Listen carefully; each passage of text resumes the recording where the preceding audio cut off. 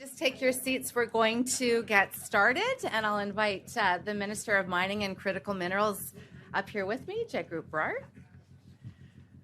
Well, welcome everyone. Thank you so much for coming. My name is Randene Neill. I'm the Minister of Waterland and Resource Stewardship for the province of BC and MLA for Powell River Sunshine Coast. And I am the tallest MLA in the legislature. Oh, no, sorry. Second tallest MLA. Just to correct that. I am Jagrup Brar. I'm the Minister of Mining and Critical Minerals and MLA for Surrey Fleetwood. It's wonderful to be here today on the territory of the Musqueam, Squamish, and Tsleil-Waututh peoples. And we would like to introduce now Musqueam. I know, I'm going to get a complex about this. I would like to introduce now Musqueam Councillor Alec Guerin to come in and say a few words.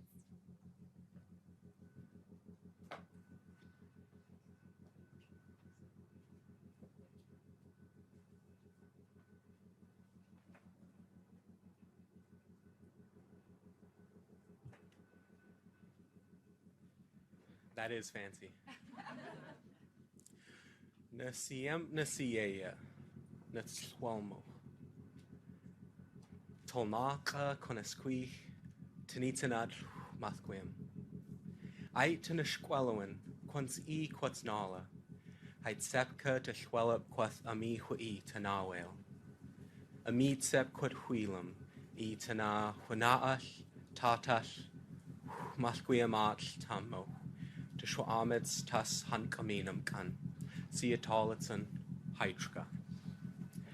My friends and relatives, my ancestral name is Tolnaka, my English name is Alec Guerin, and I'm from Musqueam, where I'm an elected councillor.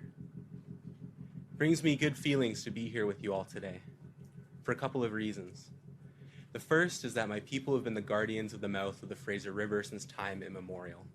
What that means is if people wanted to come in, access the waterways, the lands, the resources, they had to first come through us. And when you go to an event and you receive a Musqueam welcome, it's not just a simple act of reconciliation. It's a continuation of the work of my ancestors, and it's a participation in our laws. I'm grateful and honored to be able to do that work.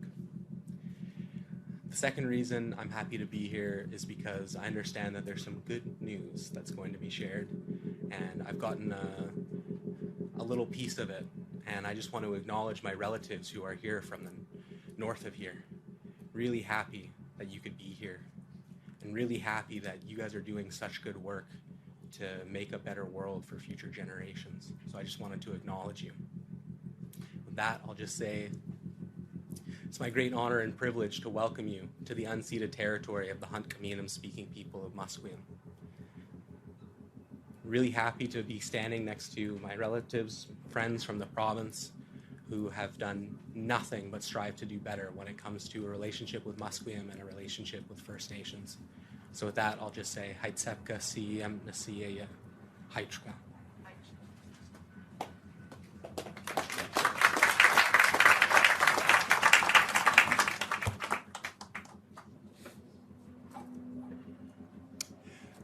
Thank you, Aaron. That was excellent. Thanks for your blessing.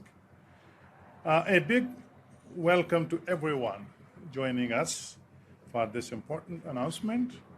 Over the weekend, I had the great honor to visit the incredible far northwest of British Columbia as a guest of the Tahltan people sitting right here, and who have protected those lands for generations.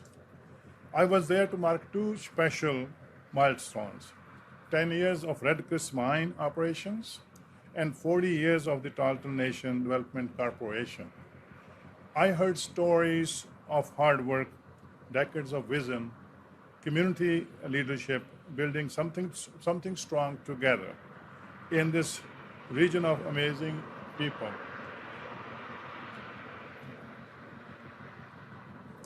Incredible history, incredible natural resources. This partnership has become a model for others across the province and the country.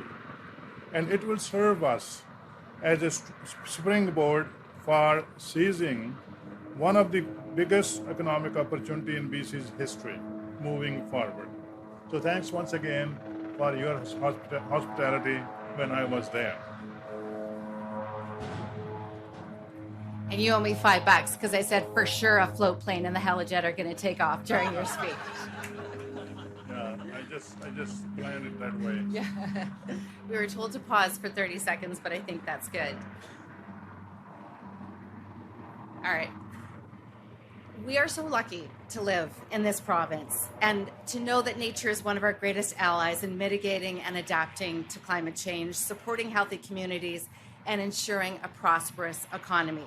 And I'm grateful that even in our province's largest city, we have spaces like right here where we can gather and still be surrounded by water and these beautiful mountains behind me.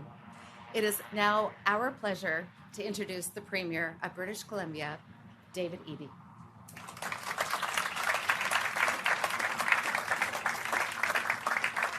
Thanks so much, Minister. It's good to see you. Thank you for the kind welcome to the territory, to Musqueam, Squamish, and Tsleil-Waututh territory. It's good to be here with all of you. It's great to see you here today. And I don't know about you, but I am sure glad it's not raining anymore. That was would have been a very wet announcement this morning. I'm looking out over the group of you, and I see so many amazing folks who are here who are going to bring to life one of the biggest economic opportunities in our province's history. And I see leaders from labor, from organizations that represent workers in the mining sector. I see business representatives here today, including with the Mining Association of BC, with the Association of Mineral Exploration, business associations. I see environmental organizations interested in protecting our land. And I have saved for last important representatives who are here today to join us for the announcement from the northwest of this province, Indigenous leaders who are here to talk about this opportunity, leaders from Casca, leaders from Taku River Tlingit, and leaders from the Tahltan. It's wonderful to have you here with us today. We're here today to talk about our shared vision to unlock BC's incredible potential in critical metals and minerals. And the vision is really built around three crucial pillars. The first is economic growth. The second is reconciliation, ensuring we're doing this in partnership with First Nations. And the third is conservation, that we're protecting wild spaces for future generations.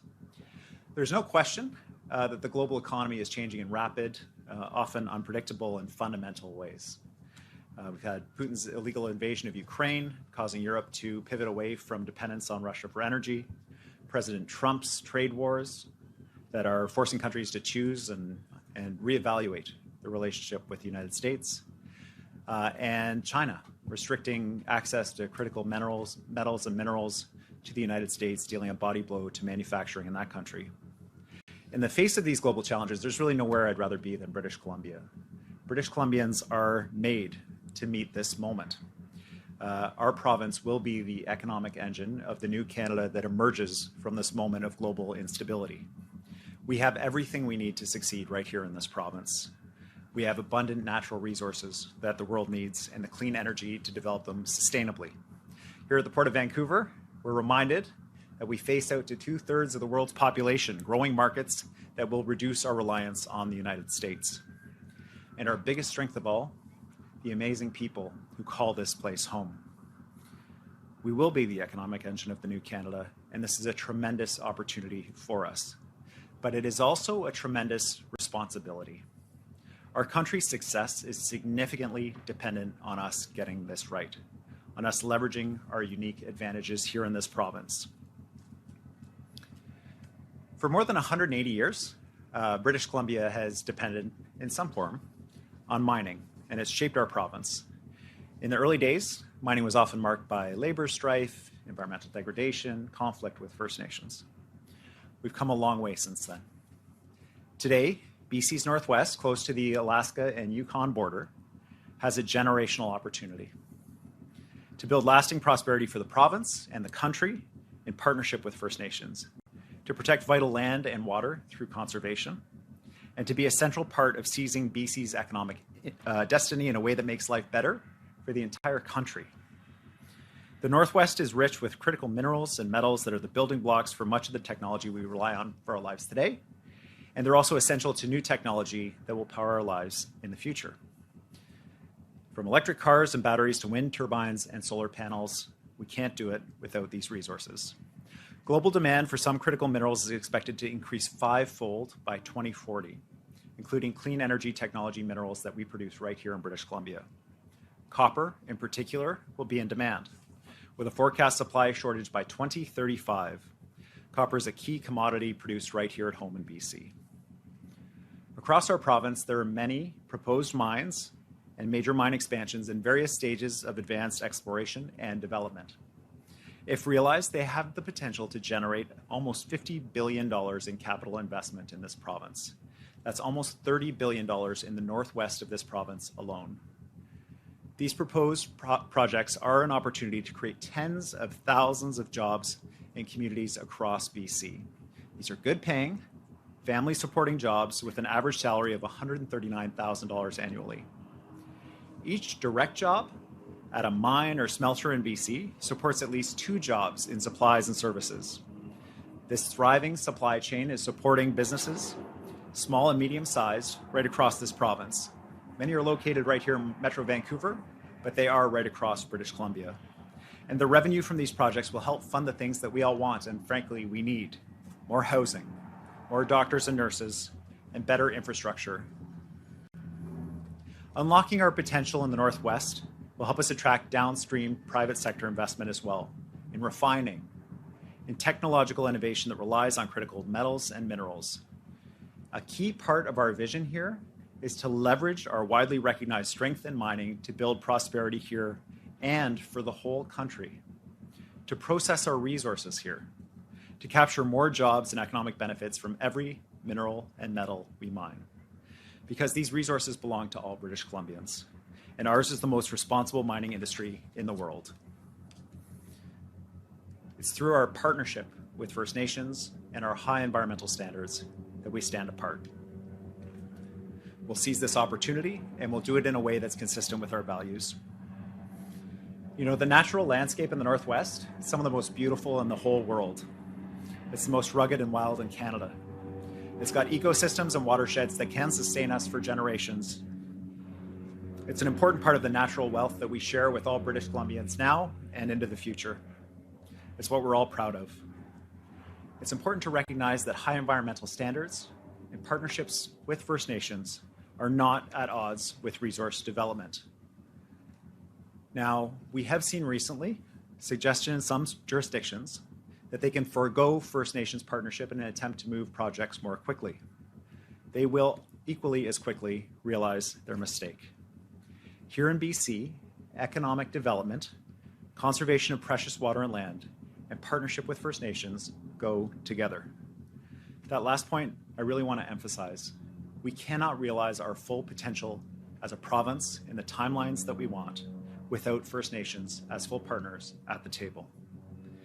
Each of the nations that's here with us today have worked hard on watershed and conservation planning and working to identify areas where mining and other industries can proceed more quickly. I've heard from the leaders here about their vision for the territory in the north, from Charmaine Tom of Tacker River Tlingit on how they propose to protect their watersheds with their abundance of salmon while creating jobs, from the Tahltan on the need to invest in social well-being and infrastructure that meets the needs of their communities now and into the future, from Casca leaders about their watershed plans that not only protect culturally sensitive areas of importance, but create good jobs for everyone. It's a unifying vision to protect the air, land, and water while creating good jobs. My goal is to expedite that work so that business will move ahead with clarity. Nobody benefits from projects that are tied up in never-ending processes. That's why we're all working together, working towards agreement that will create certainty for exploration and development and a future where everybody thrives. And there was an announcement just today from Newmont. They are marking the 10th anniversary of the Red Chris mine and doing it with an investment in community well-being projects in 3 Tahltan communities. The funding is for a range of projects, including community use spaces, recreation facilities, and planning to improve housing for the future. There are so many examples in our province of how partnerships like this build better communities.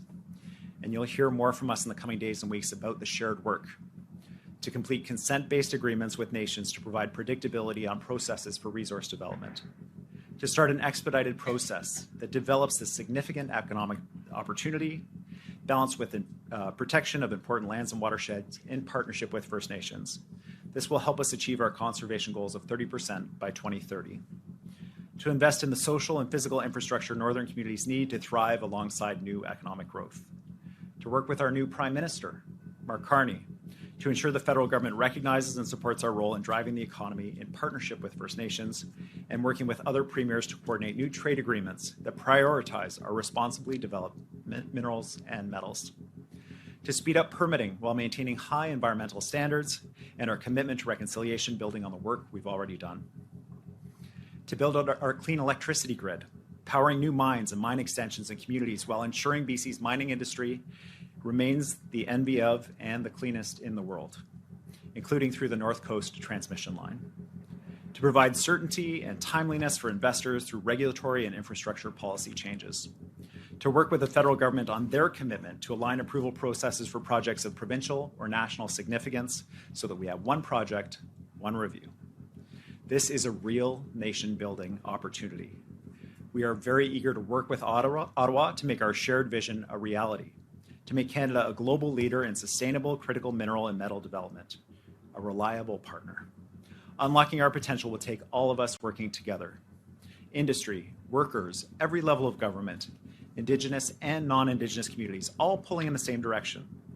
By streamlining our decision-making and coordination, we'll ensure major projects get timely, clear approvals, giving businesses, workers, First Nations, equity owners, and communities the certainty they need to invest and to grow, now and into the future. Now, the road forward won't always be an easy one. There will be tough choices to be made along the way. While everyone will see themselves reflected in the final product that we come to at the end of the day, everyone will also have to make important compromises. It will be worth it in the end for British Columbians and Canadians. My commitment to all of you here is that we'll be there to deliver on what's important for all of us. We will be the economic engine of a stronger and more independent and growing Canada. To realize our full potential, we have to be ambitious. Business as usual is not going to cut it. We're facing an unprecedented attack on our sovereignty and our economy. We've got to be ready to do things differently. Thankfully, being ambitious and charting our own path is in our DNA as British Columbians. We don't retreat when things are hard. We've always stepped up when it mattered the most.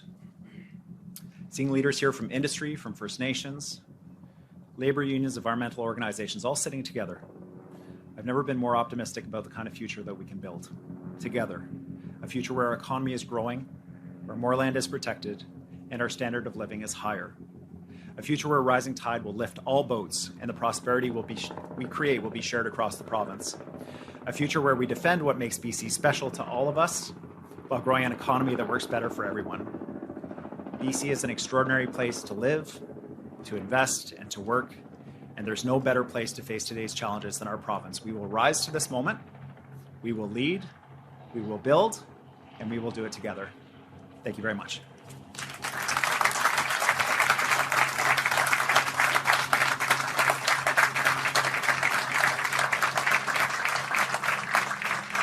Thank you so much, Premier. To all the media on the line, please remember to press *1 to get into the queue. We're going to take a couple of questions from reporters here. We'll go to media who are on site first. Penny Daflos from CTV News.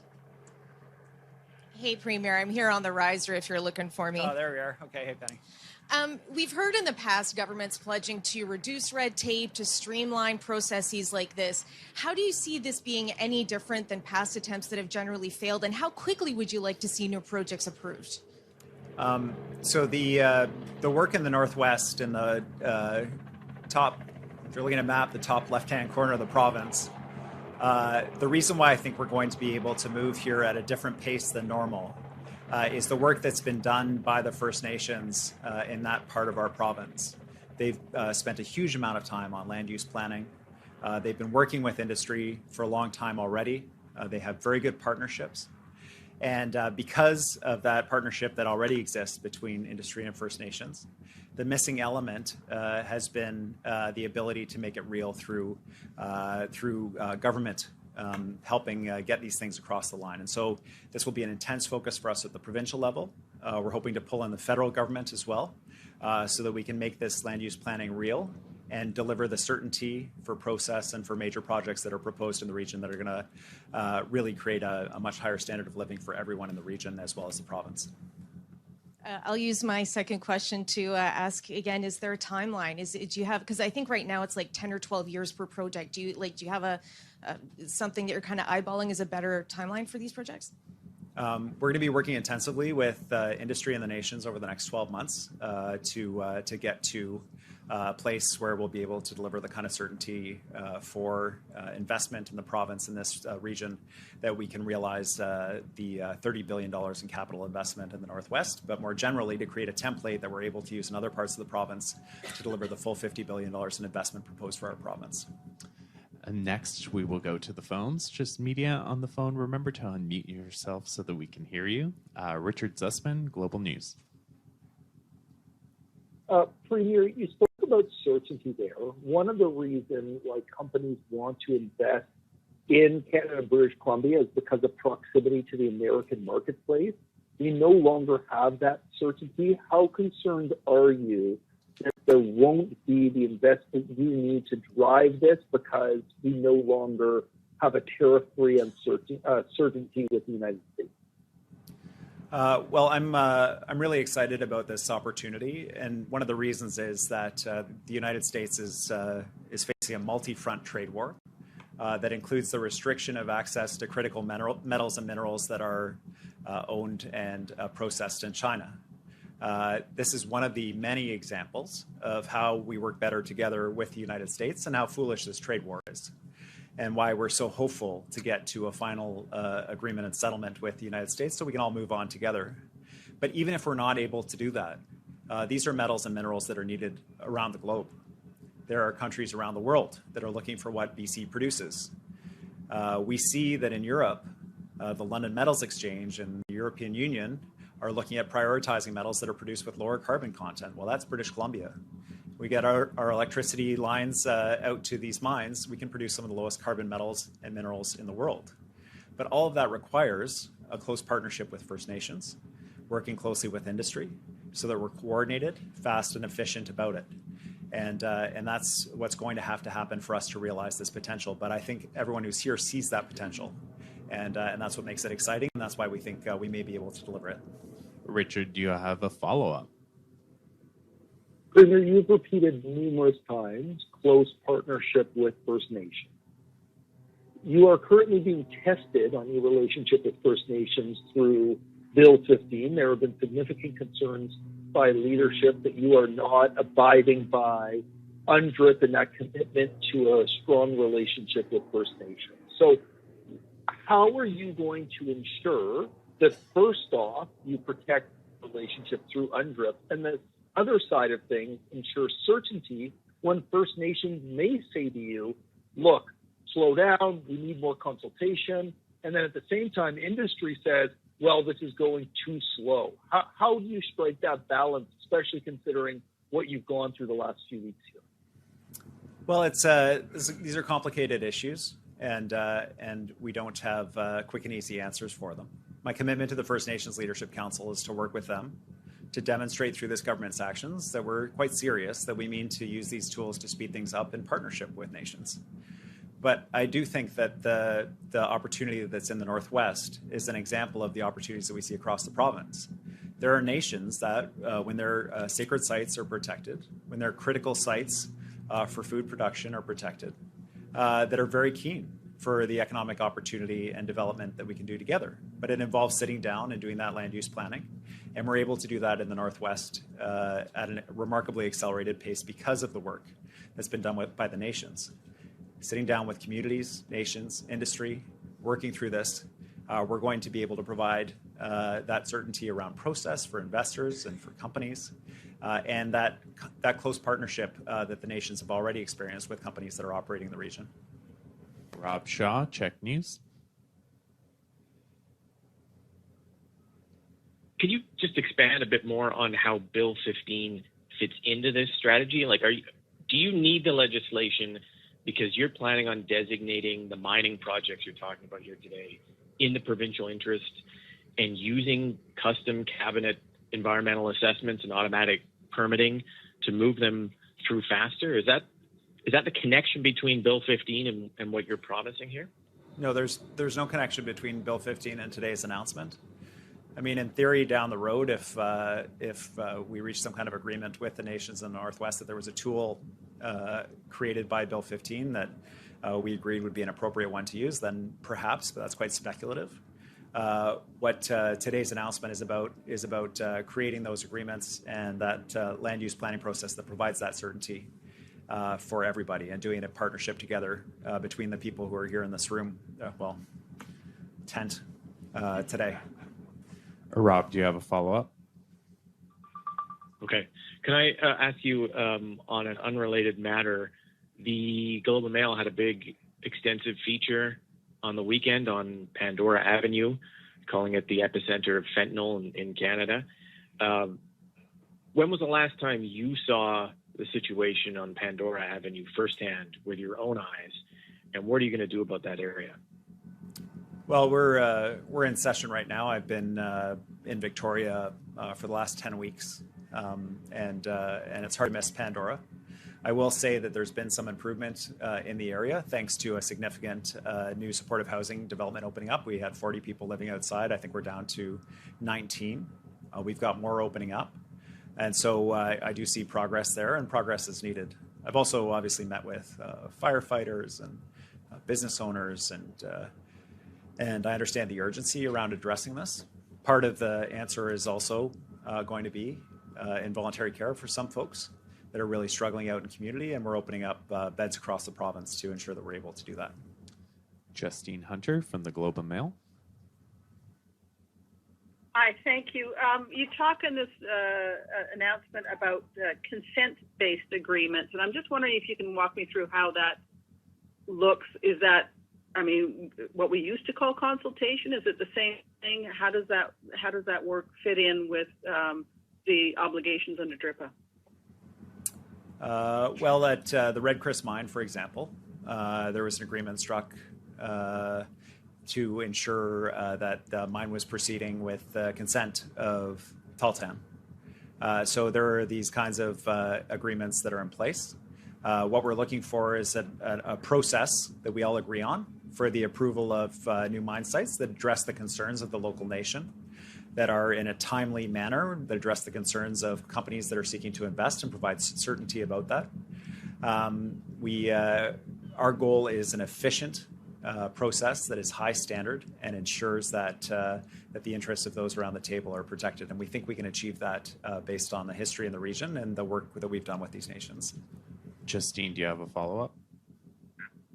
Yes, thank you. And similarly, there's no mention of, we talk about environmental standards, but we're not talking about the environmental process, review process. I'm just wondering, is there something different here about what you're announcing that's going to actually change the process that we have come to expect, that does lead to timelines that look like a dozen years to get a mine approved? Yeah, I don't think anybody around this table is looking for a dozen years. The nations want certainty about their land use planning processes and opportunities that they see for their communities. The provincial government wants that. We want to seize this opportunity in partnership with them. The companies that have been working with these nations for many years want a framework that they understand that provides a predictable process. So the interests are aligned, and we're very hopeful that we're going to be able to deliver that. Part of the challenge has been on our provincial and federal government side, being able to deliver basic things that the community needs. You know, we talked with the Tahltan about things like a pharmacy.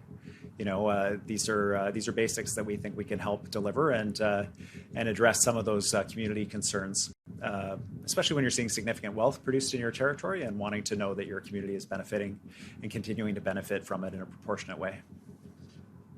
Next, we'll go to Katie DeRosa from CBC. Hi, Premier. I'm struggling to understand how this bill or how this announcement is not connected to Bill 15. I recall at the press conference with Minister Ma, one of the examples of private projects that could be accelerated are critical mineral mines. So with the First Nations concern saying, that your assurances about Bill 15 amounts to trust us, how do we know that mines would not be deemed provincially significant and therefore fall under Bill 15? Well, we have an array of tools, Katie, that could theoretically be applied in partnership with the nations and with companies in the area to make sure that we're providing that predictable process. We have Section 7 agreements under the DRIPA legislation. We do have, theoretically, should the bill pass, opportunities under Bill 15. But it's not related in the sense that even if Bill 15 didn't exist, we'd still be doing this announcement today. The same opportunity would be there. The same chance to set out those processes and partnership and cooperation around the table to be efficient and recognize the various interests of those sitting around the table would still be there. So it's not required. Katie, do you have a follow-up? Yeah, can I ask Aaron from the Tahltan First Nation about his thoughts about Bill 15? There seems to be a lot of First Nations opposition to it, but of course, are there First Nations who agree that Bill 15 is needed to accelerate projects that are important to your community? Well, I would. I'm happy to have Madam President. I don't know if you want to, if you're prepared to. No, Madam President would prefer not to speak today. But certainly, we have a lot of work ahead of us. And as I say, the work is not related to Bill 15. The work is related to sitting down with the key people and representatives that are going to be able to make this vision of actualizing the $30 billion in potential investment in the Northwest reality, while at the same time protecting land and ensuring that nations have their interests protected as well. Alec Lazenby from the Vancouver Sun. Hi, Premier. For my first question, I just wanted to ask you around this tension around economic development versus protecting land and resources. Just wondering, you've talked about, you can't have one or the other, you need to have both, but how do you go about doing something like making sure that mines and other economic development projects are able to move forward while also making sure that you're protecting the land? Like, how do you navigate that contradiction maybe there? Well, in my opinion, it's not a contradiction. In terms of the shared natural heritage of all British Columbians, our dependence on water, our critical need to protect wild spaces for future generations is something that makes us all proud to be British Columbian. It's something that's crucial to all of our identities. I think that is particularly true for the nations in the Northwest who have been on that territory for thousands of years. This is who they are. And so recognizing that reality, that this is a shared value that we all have, but also that we need to create jobs and opportunity. This is the balance that we're working to strike. The nations have been striking in that area for a while. And what they need is us as a provincial government to be at the table with them, with industry, with community, to make sure that we are mapping out a predictable plan going forward, that we're able to realize the full potential of this. Rather than doing a piecemeal approach, rather than conflict after conflict in and out of court, we're looking for predictability and certainty for everybody around that table. Alec, do you have a follow-up? Yes, as a follow-up, I was just wondering how you plan to, sorry about another question on Bill 15, how you plan to go about making, what's going to go into having a project be deemed provincially significant? I know the regulations will need to be sorted out, but in your mind, what makes a project provincially significant? Well, these are projects that have a profound impact on either the provincial economy or on local communities. Issues of supply chain management, stability, the ability of our country and our province to stand on our own 2 feet. These are significant projects. We'll work in partnership with those nations that wish to work with us in developing those regulations on Bill 15. But without question, to my mind, the opportunity that's present here in the Northwest, a $30 billion economic opportunity, the opportunity to protect 30% of our land base by 2030, the opportunity to forge a model with First Nations that shows the world that we can do things differently, we can be efficient in our processes and certain in our processes in a way that creates prosperity for everyone. That's what I see as the opportunity here. And it happens at a time when other countries that do mining are not able to provide that. I think about what happened in Panama with a major mine there. Mining company investing hundreds of millions of dollars in opening a mine that then got shut down by the Panamanian government. So I think that right now we have the opportunity to present that stability, that certainty, that good partner that people are looking for around the world. And I'll be off to Asia on Saturday to reassure global investors that we remain that strong and stable partner for them on an array of projects. And what I want to do is be able to go out with the nations that are here and tell that story about how we worked together and created that economic opportunity for the whole province. And I see that possibility. I'm very hopeful. Wolfgang Deppner from the Canadian Press. Yes, thank you for taking my question. Premier, earlier you talked about uncertainty. You said that businesses do not like to invest their money into places that are uncertain. But how much is your government contributing to this uncertainty yourself by inviting a legal challenge from First Nations on Bill 15? Well, Wolf, it's an ongoing discussion that we have with the First Nations Leadership Council. We have that discussion with the Modern Treaty Nations. We're having that discussion with rights and title holders across the province. And it's about whether and how we're able to identify projects that are significant to the province that can be brought on faster while still maintaining high standards. I think we're able to do that. I think Bill 15 provides us with a framework to not only do that, but to build roads and schools and hospitals faster right across the province, something that every British Columbian wants. And so that's our goal with that bill, to be able to build faster, to be able to do it while maintaining high standards.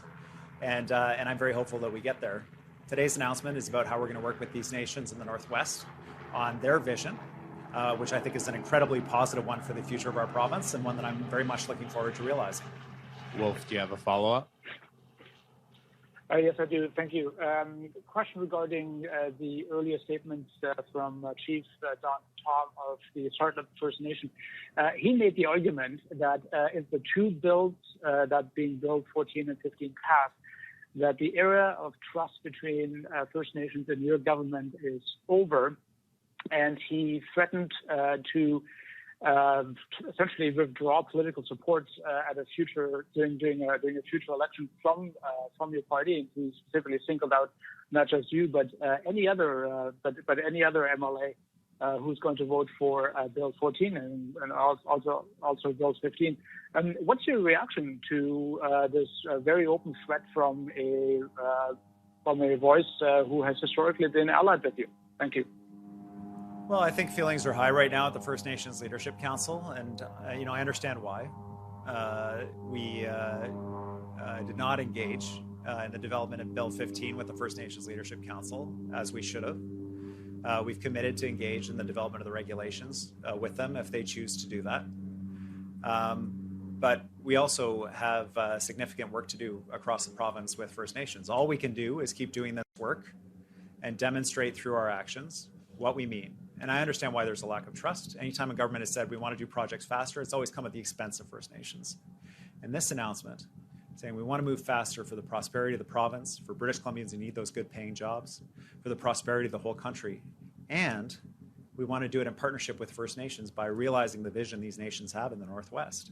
It's a revolutionary and really important change, and one that will assist us in addressing an issue that has challenged British Columbia for a long time, which is that people say, well, it takes too long to get anything done there. That is independent of our government. That's something people have been saying about British Columbia for a long time.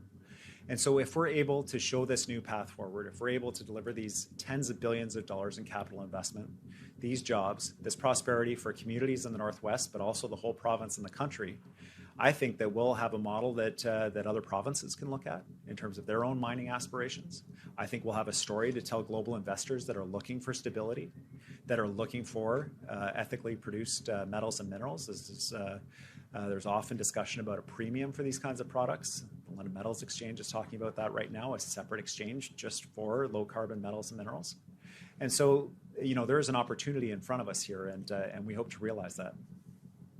And for the last questions, we're going to go to Mark Page from the Black Press.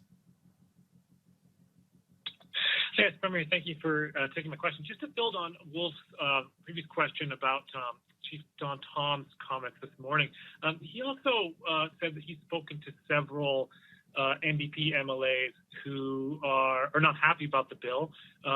And, is there dissension in the ranks here? I know you have a razor-thin majority.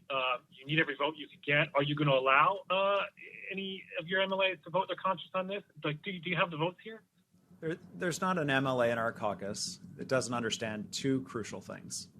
One is that an announcement without building anything is really not worth anyone's time. We got to build. We got to build schools and hospitals and roads right across this province. It's taking too long to do that. And in this moment of a threat to our sovereignty and our economy that is being realized through sky-high duties on everything from softwood lumber to seafood, and it's impacting other provinces as well, this is a moment where we have to act, where we have to build, and that's what today's announcement is about. Now, the second piece that is crucial for all of our MLAs is that we're not going to do this at the expense of First Nations or Indigenous people in our province. We're going to partner with them. It's been our commitment from the beginning. We're going to demonstrate that through our actions. And again, today is another example of that. We're going to partner with these nations in the Northwest to deliver their vision. And it's a vision that has the happy benefit of creating prosperity for this whole province, as well as this entire country. And so we're going to have to demonstrate that. I understand that. All of the MLAs in the NDP caucus understand that. There is profound division on the Conservative side. They've had Conservative MLAs quit their party. They've tried to deal with anti-residential schools, the nihilism, open anti-Indigenous racism by removing some of their MLAs. The leader of the Conservative Party said he wants to eliminate the Declaration of the Rights of Indigenous People, that he thinks that's a way to accelerate projects in this province. And every NDP MLA understands that this is a fork in the road. And that is a fork in the road between court and litigation and fighting, and between cooperation and shared prosperity. And I can't think of a project that better represents the opportunity that's in front of us than what's happening in the Northwest. And so I know that all of my colleagues support that vision, and we're going to deliver it. Mark, do you have a follow-up? Yes, thank you.